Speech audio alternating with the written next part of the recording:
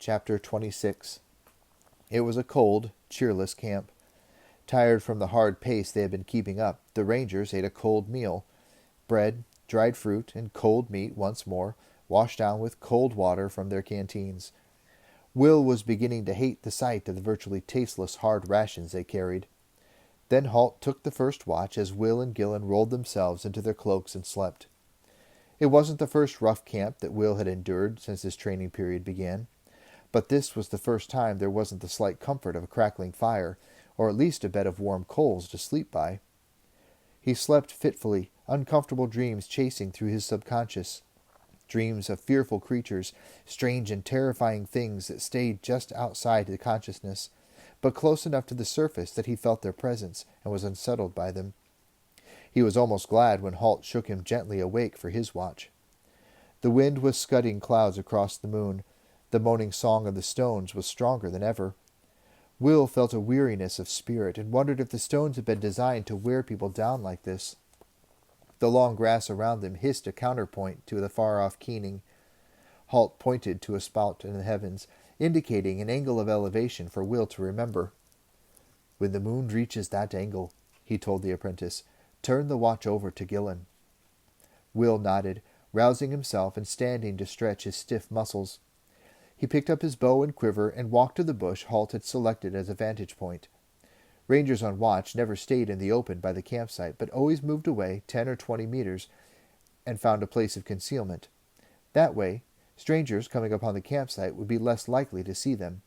It was one of the many skills Will had learned in his months of training.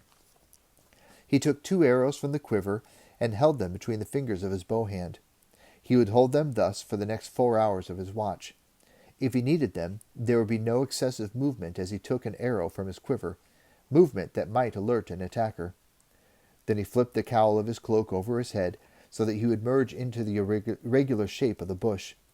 His head and eyes scanned from side to side as Halt had taught him, changing focus constantly, from close to the campsite and out to the dim horizon around them.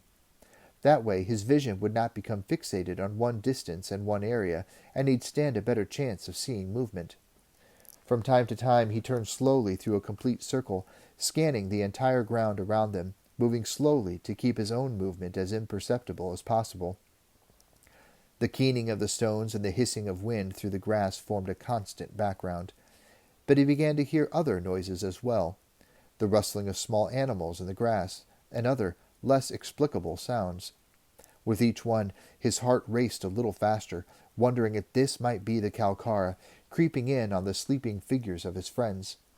Once he was convinced he could hear the breath of a heavy animal. Fear rose up in him, clutching at his throat, until he realized that, with his senses tuned to the utmost degree, he could actually hear his companions breathing quietly in their sleep. He knew that, from more than 5 meters away, it would be virtually invisible to the human eye, thanks to the cloak, the shadows, and the shape of the bush around him. But he wondered if the Kalkara depended on sight alone. Perhaps they had other senses that would tell them that there was an enemy concealed in the bush. Perhaps, even now, they were moving closer, concealed by the long shifting grass, ready to strike. His nerves, already stretched beyond endurance by the stone flute's dismal song, urged him to spin around and identify the source of each new sound as he heard it. But he knew that to do so would be to reveal himself. He forced himself to move slowly, turning carefully until he faced the direction from which he thought the sound had come, assessing each new risk before discarding it. In the long hours of tense watching, he saw nothing but the racing clouds, the fleeting moon, and the undulating sea of grass that surrounded them. By the time the moon reached the preordained elevation, he was physically and mentally drained. He woke Gillen to take over the watch, then rolled back into his cloak again. This time, there were no dreams. Exhausted, he slept soundly until the gray light of dawn. They saw the stone flutes by mid-morning, a gray and surprisingly small circle of granite monoliths that stood at the top of a rise in the plain. Their elected course took the riders a kilometer or so to one side of the stones, and Will was content to get no closer. The depressing song was now louder than ever, ebbing and flowing on the tide of the wind. "Next flute player I meet," said Gillen with grim humor, "I'm going to split his lip for him." They rode on, the kilometers passing beneath their horses' hooves, hour after hour, one the same as the next, with nothing new to see, and always with the faint howl of the stones at their back, keeping their nerves on edge. The plainsman rose suddenly from the grass some 50 meters away from them.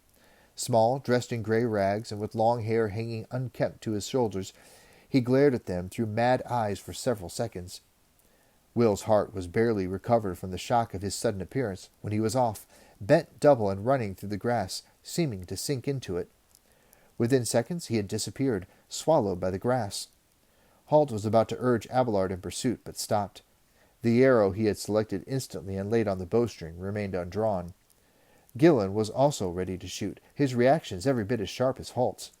He, too, held his shot, looking curiously at his senior. Halt shrugged. "May mean nothing," he said. "Or maybe he's off to tell the Kalkara. But we can hardly kill him on suspicion." Gillen let out a short bark of laughter, more to release the tension he felt as a result of the man's unexpected appearance. "I suppose there's no difference," he said, "whether we find the Kalkara or they find us." Halt's eyes fixed on him for a moment without any sign of answering humor. "Believe me, Gillen," he said, "there's a big difference." They had abandoned the forced march pace now, and walked their horses slowly through the tall grass. Behind them the sound of the stones began to fade a little, much to Will's relief. Now he realized the wind was carrying it away from them. Some time passed following the sudden appearance of the plain-dweller, with no further sign of life. A question had been nagging at Will throughout the afternoon. "Halt?" he said experimentally, not sure if Halt would order him to silence. The ranger looked at him, eyebrows raised in a sign that he was prepared to answer questions, so Will continued. "Why do you think Morgarath has enlisted the Kalkara? What does he stand to gain?" Halt realized that Gillen was waiting for his answer as well. He marshaled his thoughts before he replied. He was a little reluctant to verbalize his thoughts, as so much of the answer depended on guesswork and intuition. "Who knows why Morgarath does anything?" he answered slowly. "I can't give you a definite answer. All I can tell you is what I assume, and what Crowley thinks as well." He glanced quickly at his two companions. It was obvious from their expectant expressions that they were prepared to accept his assumptions as ironclad fact. Sometimes, he thought wryly, a reputation for being right all the time could be a heavy burden. "There's a war coming," he went on. "That much is already obvious. The Wargals are on the move, and we've heard that Morgarath has been in contact with Ragnak." He saw the puzzled expression flit across Will's face. Gillen, he knew, understood who Ragnak was. "Ragnak is the Oberjarl, or Supreme Lord, if you like, of the Scandians, the Sea-Wolves." He saw the quick flash of comprehension and went on. "This is obviously going to be a bigger war than we've fought before, and we're going to need all our resources, and our best commanders to lead us. I think that's what Morgarath has in mind. He's seeking to weaken us by having the Kalkara kill our leaders. Northolt, the Supreme Army Commander, and Loriak, our best cavalry commander, have gone already. Certainly there will be other men who will step into those positions, but there will inevitably be some confusion in the changeover period, some loss of cohesion. I think that's what's behind Morgarath's plan."